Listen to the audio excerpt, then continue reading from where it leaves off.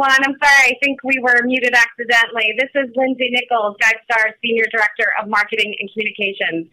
Hopefully you can all hear me now. I'm pleased to welcome you to GuideStar's Impact Call. Today, in addition to reporting our Q1 programmatic and financial results, we're going to spend some time focusing on partnerships. We'll talk about their impact for GuideStar and the social sector and the lessons we've learned along the way about structuring successful partnerships. And as always, we'll spend half of our time today answering as many questions from you as we can. We're thrilled to see that many of you on the call today joined one or more of our previous Impact calls, so thanks once again for joining us. For those first-timers, welcome. To give you a little context, GuideStar's Impact calls are our attempt to evolve the definition of transparency and get you our results in a more timely and comprehensive manner. We also really want this to be interactive, so we hope you have lots of questions for us. Before I introduce our speakers, I just wanted to run through a few housekeeping items. First, we're live tweeting during today's presentation using the hashtag GSImpactCall, so we hope you join our conversation on Twitter. Second, we're happy to take questions from you during the discussion today, and you can submit questions via Twitter or using the chat box in WebEx. And finally, we will send all of you an email with today's PowerPoint and a recording of this live presentation in a few days.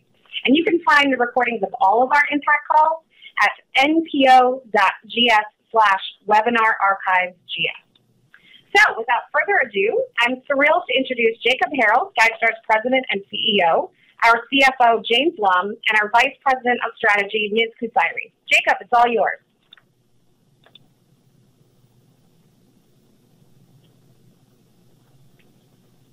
Jacob's muted. Jacob, I think you're having a slight problem. My hat. Can you unmute your line? All right, I'm trying again. I can hear you now. Okay, great.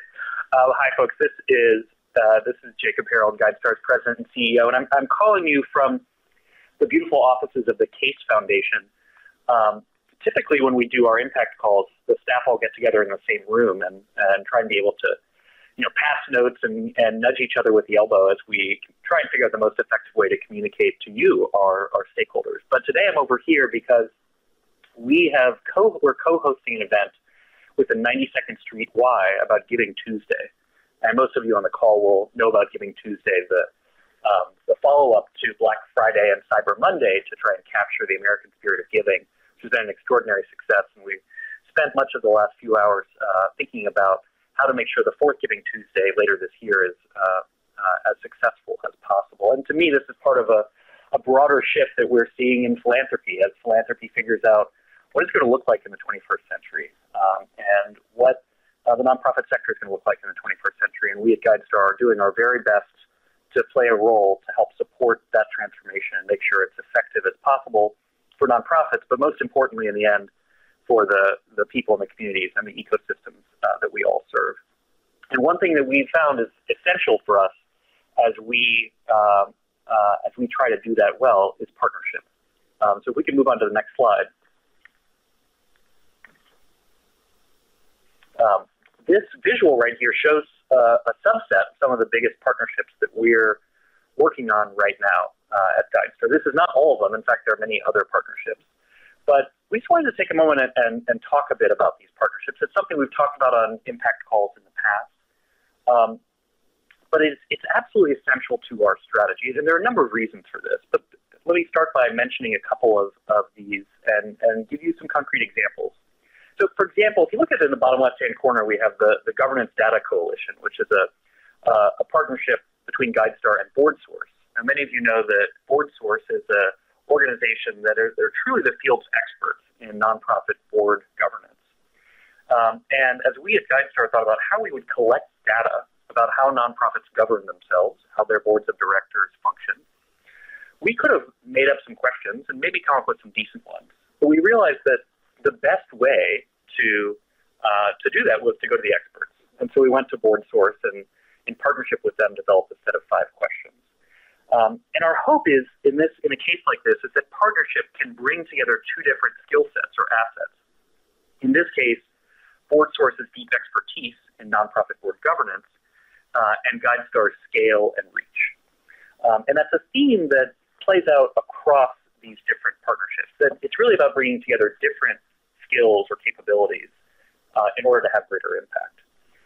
Another example that many of you have probably heard about is the Overhead Myth campaign, which was a partnership with Charity Navigator and the Better Business Bureau Wise Giving Alliance, two organizations that in some cases are kind of like competitors to GuideStar, but in many other cases there are partners.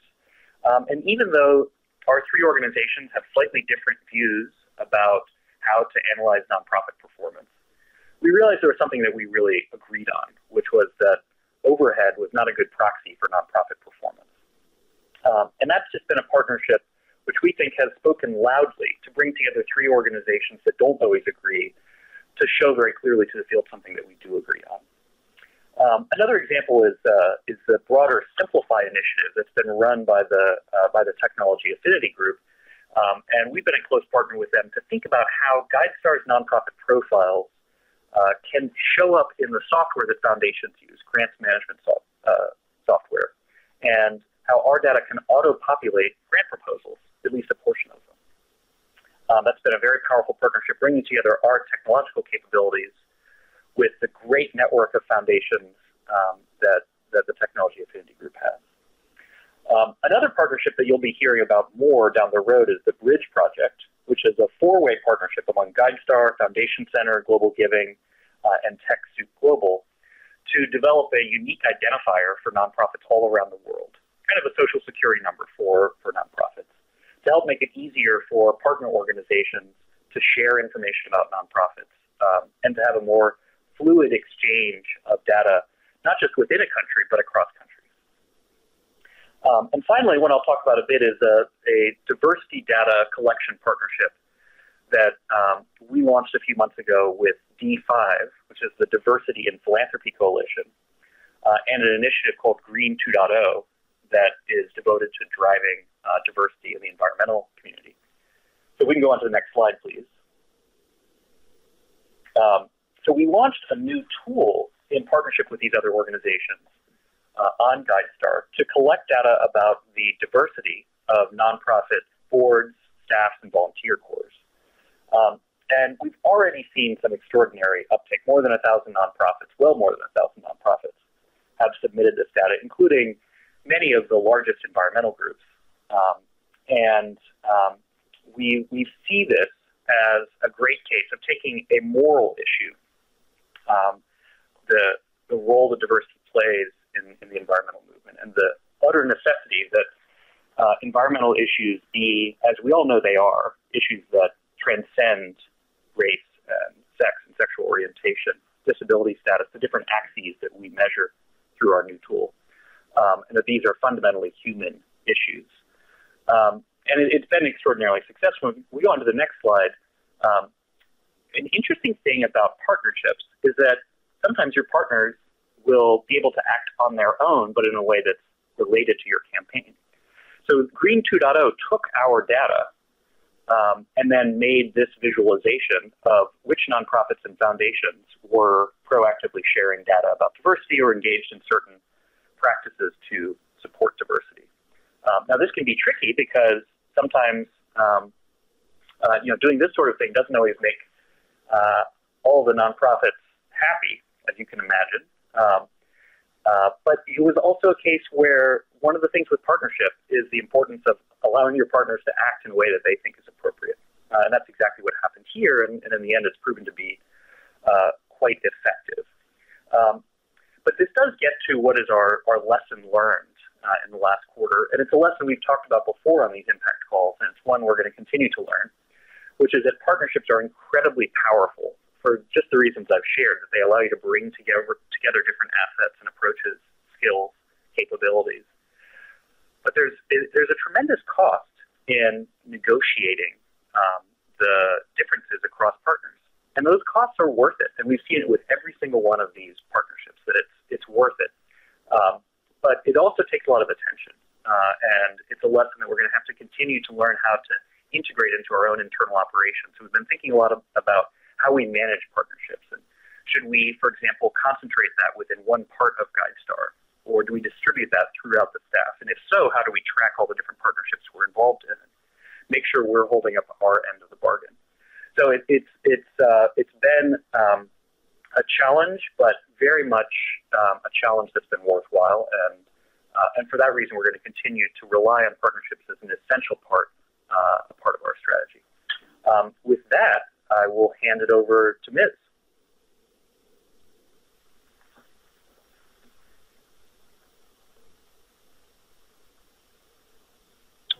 Fantastic. Hello there. Thanks, Jacob. I am actually calling from our San Francisco office, so not often do we all get to be next to each other while we're giving these calls, but I know Jacob and Lindsay and James are not too far away in DC, in our offices there. So before I dive into our programmatic results, I want to take you through our theory of change. This is what you see on this slide. Our theory of change guides us through our work at GuideStar and how we set our goals on an annual basis. Jacob went through this in a lot of detail on the last impact call. So I'll just mention briefly here that when we think about the impact that we want to make in the world, in the nonprofit sector, that bottom yellow row, we know that our work as an infrastructure organization is complex, it's intertwined with a lot of other players in the field. So that top row, where we see GuideStar's work as being more directly related to our strategic plan, for example, we collect data on nonprofits, kind of broad and deep data. We distribute that data in an interconnected way, and we also enable ourselves and others to innovate on that data to promote feedback and learning in the sector. So this really guides how we do our work, and it also guides how we measure the effectiveness of our work. Next slide, please.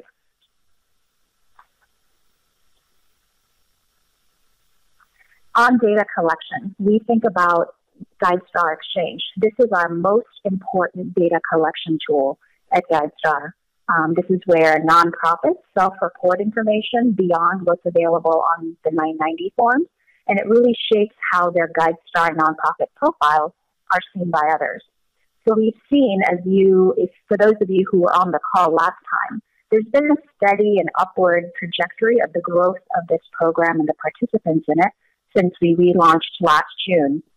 But we've seen that it's plateaued a little bit, and our research has shown that there's a lot of nonprofits that might come to the website and try to fill out their exchange profile, but that we have a lot to do in terms of helping them navigate what information to provide and how to fill in the information in an easy and simple way. So our team has been hard at work on both refining the message on the benefits of being a GuideStar Exchange participant, as well as how to fill out the form and what information to put in where. So we expect that we'll see the results this quarter, and that on the next impact call, I'll be able to report even better progress, stronger performance to you. Next slide, please. On data distribution, we've looked at the first two metrics for consistent time now. And so I'll just mention quickly that our unique users, those are individuals coming to GuideStar.org directly. This number has been steady, and we have about 2 million people coming to our website last quarter alone. That's actually the best quarter for us in 4 years. So we're very excited about the work that the team has been doing to reflect that growth. The next one, data distribution network. This is, as I mentioned last time, a new concept for us. And you'll see the name is even new since the last impact call. We changed it. We now call it the Data Distribution Network to reflect and count of all the organizations who are using our data on their sites. So this enables us to increase our reach beyond the individuals who come to GuideStar.org directly. The result of this growth is based on our streamlining our API offerings. We've made sure that we have webinars that target prospective customers, ensure the right pricing to match each customer group, and also focused on our direct sales strategy rather than our e-commerce strategy to make sure that we're reaching the right customers for these products. The third one that you see here, exchange adoption, this number represents the number of foundations who are supporting the Simplify initiative that Jacob mentioned. which means they're using the GuideStar Exchange data on their own unique grant application to pre-populate a few set of fields. We can talk about this and other metrics in more detail in the Q&A. I'd like to go on to the next slide, please. This slide on data innovation is where I'm most excited, and we'll spend a little bit of time. If you recall, on the last Impact call, we hadn't made much progress yet, and so I'm excited to be sharing these early stage I'll say our version 1 of measuring our feedback and learning mechanisms. This reflects the products and initiatives that we work on at GuideStar that helps nonprofits and the sector to learn from each other or learn from us, as well as provide and receive feedback. That first one you see in the top part of this page focuses on GuideStar specific metrics, and the bottom part are sector metrics. So I'll start from the top. The comparison tool participants, that's what we think of as the count of the various nonprofits that use GuideStar products to compare organizations. We think of our financial scan product, our compensation report, and also the nonprofit experts that are on Philanthropedia. So that's our expert recommended top nonprofits list. Going on to the learning tool participants, these measure the nonprofits that use GuideStar and read GuideStar through our blogs, our webinars, and various product demos. You'll see that this is where we've had tremendous surge in nonprofits using these various products and tools. Our marketing team has really revamped how we're thinking about the tools, both from the content, the participants, as well as the speakers that we recruit to host these webinars on our behalf. We've also done more concerted efforts to market them through our email and social media channels. So we're very excited about what we have in store on those various fronts in the coming year as well. The second half of this page talks about sector metrics. And, we mentioned through our theory of change, and as Jacob talked about, through our partnerships, GuideStar, we need to understand what's going on in the field. So when we think about, the environment, we need to track these metrics to see what others are doing and to understand how our own work is in context of other sector trends. So the two that I've listed here are the ones that we think are most relevant for us. That's the amount of total giving in the U.S. and the percent of individual donors that compare organizations. So some of these metrics are coming very soon, and we hope to share them with you on the next Impact call. Next slide, please. As I mentioned, the good work of our team is focused on both data distribution and data collection. So the first one there on the nonprofit profile pages, everything that we do is built on those three pillars of our strategic plan. These profile pages enable distribution of nonprofit data through the various channels, either directly on GuideStar.org or through our data distribution network.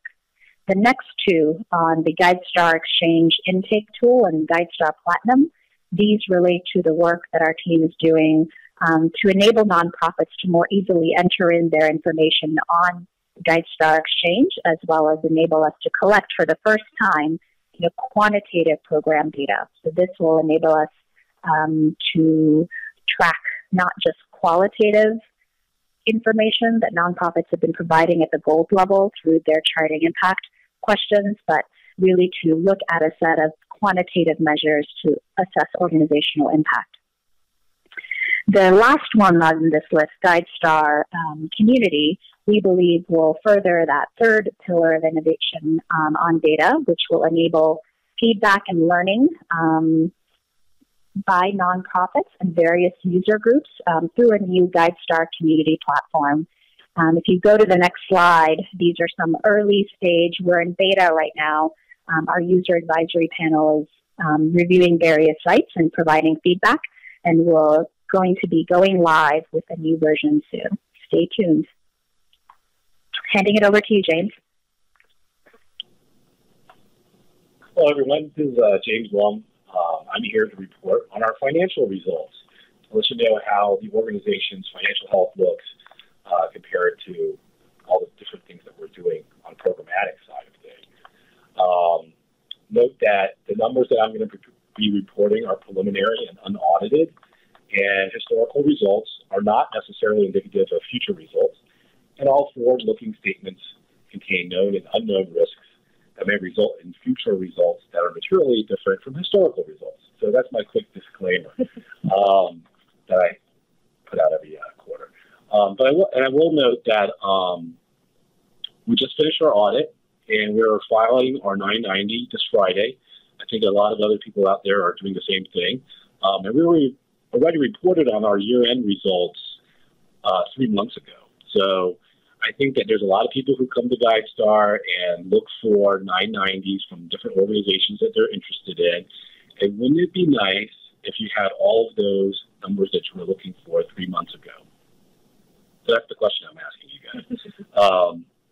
And we would love to have that too. So that's why we've decided to have these impact calls to let you know our results on time within a couple of like 45 days of when our periods end, as opposed to having you wait a year or so for our 990 to be made publicly available. So anyways, how did GuideStar do this quarter, Q1 of 2015?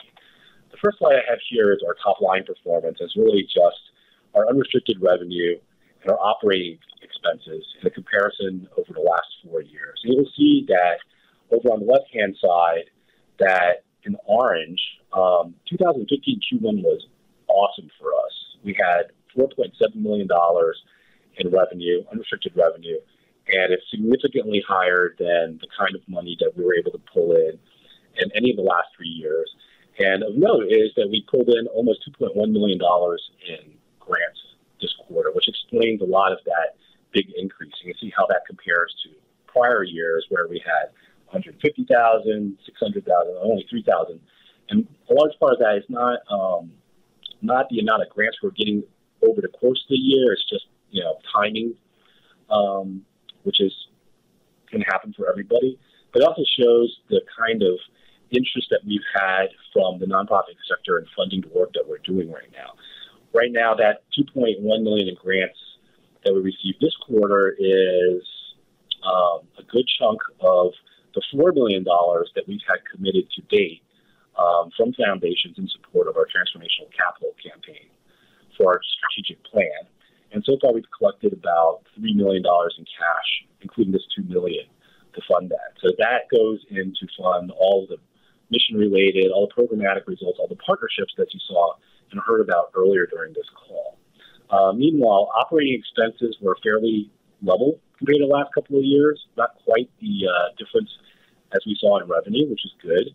It is increasing, and it's been increasing for the last couple of years as we've invested more in time in people and processes and supporting infrastructure to deliver all of these items. But obviously, it's well less than the amount of revenue, which is good. The next slide, which I'll show you, is our bottom line results. And this is our cash flow and GAAP operating income. And you can see the dramatic impact that the $2.1 million in grants have had on our bottom line. It accounts for the majority of our cash flow and our GAAP operating income this quarter. And it's obviously a significant improvement over the last couple of years, which has been very helpful to our balance sheet, which has increased our cash to a high of $3.3 million at the end of this quarter, compared to about $2 million in past quarters. It's been important because that represents about 3 months of operating cash for us, which gives us the leeway to invest in further projects, as opposed to dialing things back in order to manage cash to pay, general operating expenses. And it's made a significant difference in our unrestricted net assets as well. These are end of quarter results. It has been positive in the past. It's just that the first quarter has been bad for us in the past. We have a significant amount of unrestricted net assets now, which is important going forwards to keep us funded for additional projects. You also see that the impact of if you took away the $2 million in grants, how that would have impacted our cash and unrestricted net assets. So our transformational capital campaign is going well. It's helping us keep us fully funded and helping us have enough financial flexibility to continue to invest in some very important project work that we have going forward. Here I want to just highlight the amount of progress that we've made in our historical cash levels. On the far right here, you see the $3.3 million that we have in cash right now. It's the highest point that we've had going all the way back to 2009. And it's interesting that we hit this high right after we hit a low of $1.2 million just a month before. So the timing was perfect. And I think that if anybody is paying attention to financials or interested in financials, $1.2 million represents just over a month's worth of operating expenses. So if you're looking at liquidity and the ability to pay operating expenses, it's a very, very tight position to be in. Having three months worth of operating cash gives you quite a bit of flexibility. So there's a huge improvement, and we're looking forward to continuing this kind of positioning going forwards. It's important to note that a lot of these results are reported on a quarter-to-quarter basis, but it's really about a full-year basis because timing can often be such an important part of your variances. So I wanted to give you a quick peek of what our 2015 financials overall look like on a full-year basis. And we're on track to increase revenue by about 20% this year. A lot of that's going to be driven by our $2.8 million goal in transformational capital grants. Even if you exclude those grants, we're still looking at about almost a double-digit 9% growth in overall unrestricted revenue. We're looking at about an 8% growth over the full year in product sales as the various features that we're working on ramp up. And our revamped membership program is delivering about 20% growth. Meanwhile, we expect expenses to be slightly higher than last year, but the year-over-year increases are going to be leveling off and slowing down. Overall, we're going to finish the year about 10% up in expenses, and we expect to maintain about $300,000 in positive cash flow for the year and positive operating income as well. And we are going to maintain our improved balance sheet without letting it deteriorate over commit resources before the end of the year. And a large part of that is making sure we have enough gas in the tank to get us into 2016 and keep on going. So those are our financials, and I will hand it back to Jacob. Thanks a lot, James. And as you can see, it's a good moment in GuideStar's history, and I'm glad to say that going forward, I think it's going to get even better. We have some very exciting announcements coming out over the next several months, new products, new tools, new partnerships. So there's a lot to look forward to, but we also know that things can change, and so we have to stay on our toes and build a cushion to be ready for our strange and crazy world. So with that, we'll hand it over to you all and do our best to answer any questions that you have. So I'll ask Lindsay to coordinate that. Great. So we have a bunch coming in. The first is just a bit of a housekeeping item. Some people have asked if we will share this presentation. We will. If you watch your inbox in a few days, you will receive an email with the live recording and the full presentation slide deck. So stay tuned for that. The first question for this crew, there's been some questions about what is this transformational thing that we've been talking about? What is this program we've been talking about? Sure. Let me start with an answer there, and I'll let my colleagues jump in if they'd like.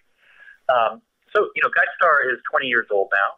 We've, like any organization, we've gone through phases. We've tried to grow and develop over time.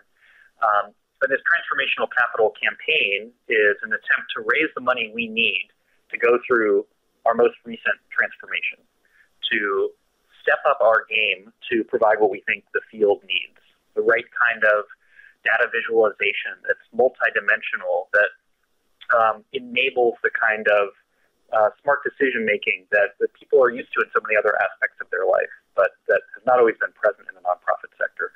And for us to build those tools, we have to hire developers and designers and data scientists and experts. And so the Transformational Capital Campaign, which, as James said, we've raised about $4 million of the $10 million that we're aiming for, is one element of our broader strategy to make sure GuideStar is ready for that next phase. Great. A question about partnerships. Someone said you've talked about the costs and benefits associated with having partnerships, and in many cases, partnerships are very valuable and they end up benefiting both parties. But how do you end a partnership gracefully when it's just not working? Now, that's a great question. And I think it's also worth noting that you may want to end a partnership that worked for a while and has stopped working. Or that is a partnership that was right for one moment in time and is not right for the next moment in time. And, fundamentally, I think you want to do that in a way that is respectful for why you joined in the partnership in the first place. But also, sometimes you just have to be honest. And, it's best if you can point to specific examples of how something isn't working, but also to have a broader story about where you want to go as an organization. It sounds like I'm talking about how to write a breakup letter, and in some ways it can be as emotionally difficult as a breakup. But I think the most important frame to bring, though, is to remember that partnerships are moments in time. They don't have to be permanent. And it's not a bad thing if a partnership was awesome for a while and no longer makes sense. And in fact, that's something that we should celebrate and have a big party, but recognize that the world changes and sometimes partnerships have to as well. Great. Someone asked, what is GuideStar's largest non-grant funding source? James, do you want to talk about that? Sure. I'm happy to. Our largest non-grant funding source are wonderful users who elect to pay for our products. approximately 75% of our earned revenue over the course of the year is from our paid products. So that's, our premium search, charity check, web services, all the different tools that we've made available to the nonprofit sector. Those are the ones that fund the majority of our activities. And I'd also say that 99% of the people who use GuideStar use it for free completely. So it's really a small portion of the users who supply the majority of our operating funds. Great. Question about the program that we mentioned. Someone said, I noticed there are a little bit more than 42,000 active participants in the GuideStar Exchange program. And what is GuideStar's goal? And how many nonprofits are there in the U.S.?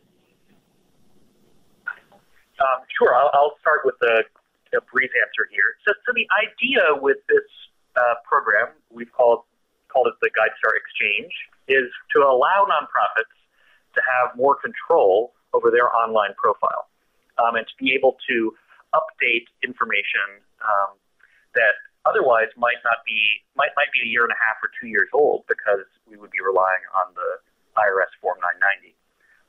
And to allow nonprofits to really tell their own story and to tell their story about many different aspects of themselves, not just the kinds of questions that are asked in the Form 990, but other questions that are important for nonprofits about your goals and your strategies and how it is that you want to change the world. But we realized that if we wanted to have that kind of information, we wanted to have it up to date, we had to allow nonprofits to update it directly. And so more than 40,000 nonprofits have already reached at least what we call the bronze level of participation. That is a signal that they're committed to transparency and willing to share information. Later this year, we'll be launching the platinum level, which will be quantitative programmatic data, so numbers about the results that a nonprofit creates. And we've already seen an immense amount of activity, but we have a long way to go. Depending on how you count, there are more than 1 million nonprofits in the U.S., about 800,000 501c3 charitable organizations. Now, the 40-plus thousand that have already reached at least the bronze level with their GuideStar nonprofit profile tend to be a little bit larger, so they represent a larger part of the sector. But there's no doubt that we have a lot of organizations in the field that haven't yet taken the time to claim their GuideStar nonprofit profile and use this free real estate to tell their story to donors and to journalists and to potential partners around the field. So a major push for us over the next few years is to really drive that 40,000 number up. into the many hundreds of thousands. And we think that we're offering such extraordinary value to nonprofits because by filling out their GuideStar nonprofit profile, they are automatically updating their profile across hundreds of other platforms that use GuideStar's data. So that's a big shift for us and something that has a lot of our attention right now. Great, and I'm going to tack on that. Someone had asked earlier what the requirements for setting up a donation, and I think that person meant how they get a donate button on their nonprofit profile on GuideStar. So I'll just mention that that's actually a benefit of the GuideStar Exchange program as well that we just mentioned. So if you complete your information, you can opt in to have that button available. So I just thought I'd tack that on. Two more questions about partnerships. How do you determine a need for a partnership? And then do you have a set methodology for evaluating performance? I think, one way that we might realize we had a need for a partnership is that there was some product we wanted to design or program we wanted to launch. And we realized there was some part of it that we just didn't know how to do. And in a situation like that, you can either figure it out yourself, and sometimes it makes sense to do that, or you may know that someone else really has that expertise, like the board source example that I gave. So I think always a good signal for us that we need to start thinking about a partnership is a recognition that we don't know how to do something yet, but someone else might. Another category, I think this is true for the overhead myth, is where we know that there's actually a lot of agreement about something or alignment about a topic or a strategy or an issue in the field. But we realize that other people don't know that there's that agreement. And that sometimes you just have to formalize a partnership like the overhead myth campaign to demonstrate that people actually are quite aligned. So that's, and yet we also know that partnerships often develop very organically. There's a relationship among staff members that then over time you figure out how that might become a relationship among organizations. It is something we've been trying to be a bit more systematic about because as we've discussed, these partnerships can take a lot of time, effort, energy, attention, and we have to be careful about not having too many of them. Lindsay, what was the second part of the question? Yes, do you have a methodology for looking at performance versus goals?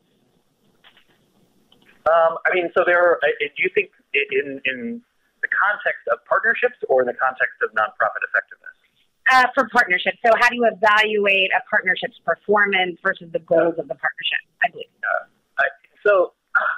That's a good and hard question. And if you think about some of the partnership examples we gave and just how different they are from each other, it's very difficult to offer a universal framework for judging the performance of those partnerships. That doesn't mean you shouldn't try.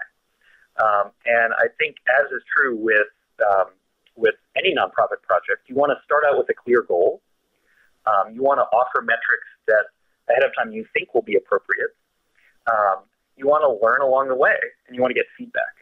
So think about the overhead myth campaign, for example, that we did think that in that particular case, that the number of newspaper articles and blog posts written about the campaign was a relevant proxy. That was going to tell us something about whether or not we'd hit a chord with the sector. We've had well over 200 articles and blog posts come out of that. But along the way, we've also gotten qualitative feedback about what might be most helpful, what might be a next step. And from that, we've tweaked and evolved the campaign. For example, having the second overhead myth letter that was focused on nonprofits and not on donors. But I do think that because these partnerships are so diverse, you have to design a measurement system that's appropriate for any given partnership. Great. Question, can you please describe your success in generating unrestricted support from funders? This area of support is usually the most challenging to obtain, this person said. That is for sure. And I think one of the great challenges that the broader nonprofit sector faces is that unrestricted support, also sometimes known as general operating support, can be so rare. When, as any nonprofit leader can tell you, it is also so valuable. We have been lucky, I think, for two reasons. One is that a lot of our unrestricted support comes from earned income, which is inherently unrestricted. And because we have a strong earned income model, even though, as James said, only about 1% of our users are paying us anything. The second piece is that some of our key funders, like, for example, the Bill and Melinda Gates Foundation, view us as critical infrastructure for the field. They are supporting GuideStar because they believe in the role that we play and the strategy that we've articulated going forward. So it's not about doing some particular little project. It really is about one's entire organizational mission.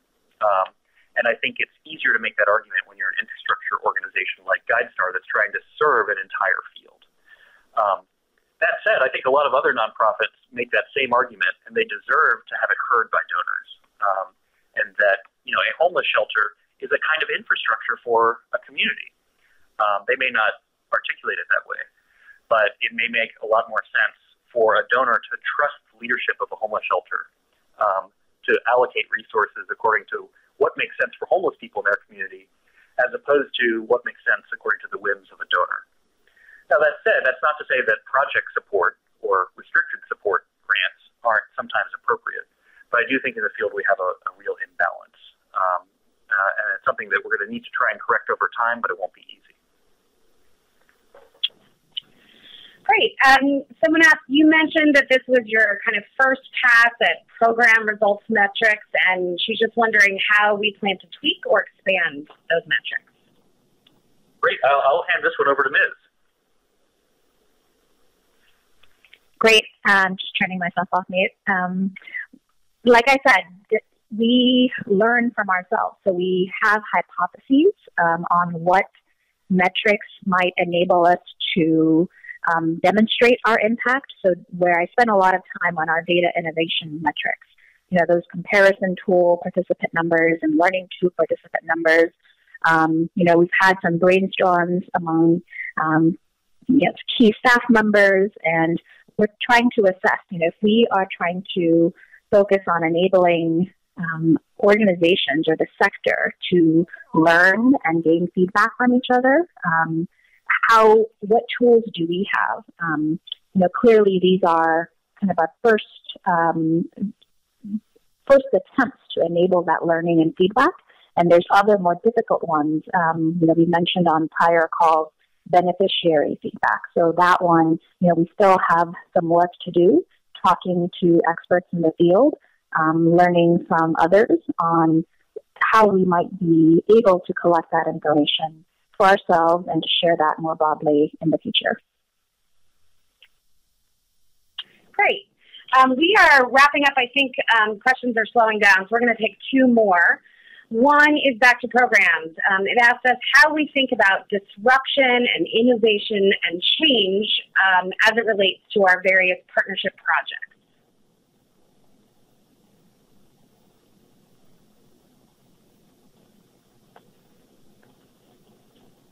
Jacob, are you still there? Oh, sorry. I was on mute again, the figures. Speaking of how technology is transforming our lives, and we see that the world is changing ever more rapidly, and so it is true that this concept of disruption, of coming into an existing order and shaking it up, is highly relevant for the nonprofit community, and in two ways. One, that many nonprofits are disruptors. They're the ones going in and shaking up an established order. But they also can be the disrupted. They can be that established order that comes, that someone comes in and shakes them up. So we have to pay attention to that. Now, that said, if we only focus on disruption, then we won't think about building things for the long term, having patience that sometimes change takes a long time.